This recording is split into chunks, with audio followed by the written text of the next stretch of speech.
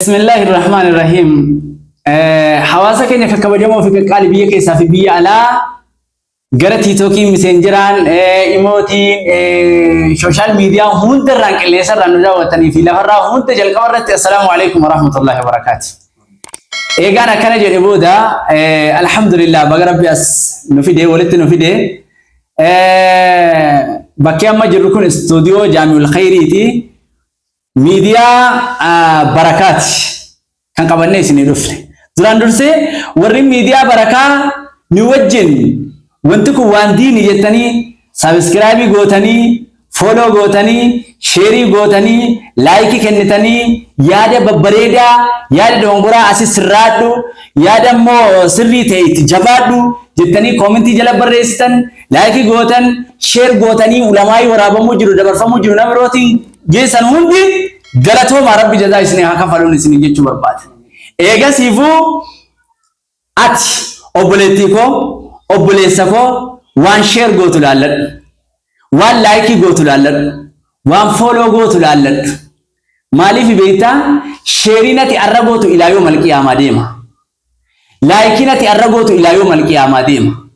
waan khayrii like goote moo waan sharrii goote waan khayrii share goote moo waan immoo khayriidha share goote kana laalladhu. Kanaafuu miidiyaan kun miidiyaa keenya miidiyaa barakaa jechuun ganaadhaaf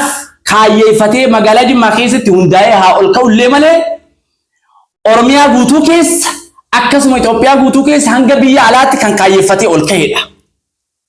Kanaafuu inshaallahu ta'ala gara fuulduraatti akkuma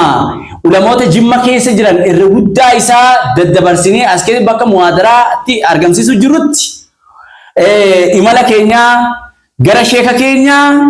alima keenya sheeka keenya Sheek Ahmad Watar imaluuf deemna Diradhaa yookaan Watar akkasumallee alima keenya kabajamaa fi jaallatamaa abbaa kiyya Sheek Usmaan Durrii imaluudhaaf deemna inshaallah fil mustaqbal akkasuma Sheek Muusaa Suwaaraa bira deemee seenaa isaa qorachuudhaaf deema. Alima keenya sheeka keenya Sheek Naasir sheeka keenya Sheek Muhammad Zabuur sheeka keenya Sheek Aliyyi Fallaanaa sheeka keenya alimoota gurguddaa biyya keessaa akka Sheek Daawud sheekolee baay'ee jechuudha ganaa irra deemee akkaataa seenaa isaa akkaataa isaan itti baratan akkaataa isaan itti deeman bu'aa bahii isaan keessa ba'an maal akka ta'an jalarraa kaasee qoratee bakkaan isinii gahuudha deema waan ta'eef yaada bareedduudhaan du'aayiidhaan yaada babbareedduudhaan nu gargaara. Isinii galee kanaan isiniin jechuu barbaada. Wassalaamu alaykum wa rahmatullahi wa barakatuh.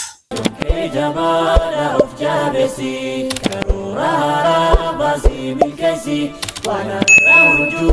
erotin kenin haruma hojadu ti tumuri harakarusi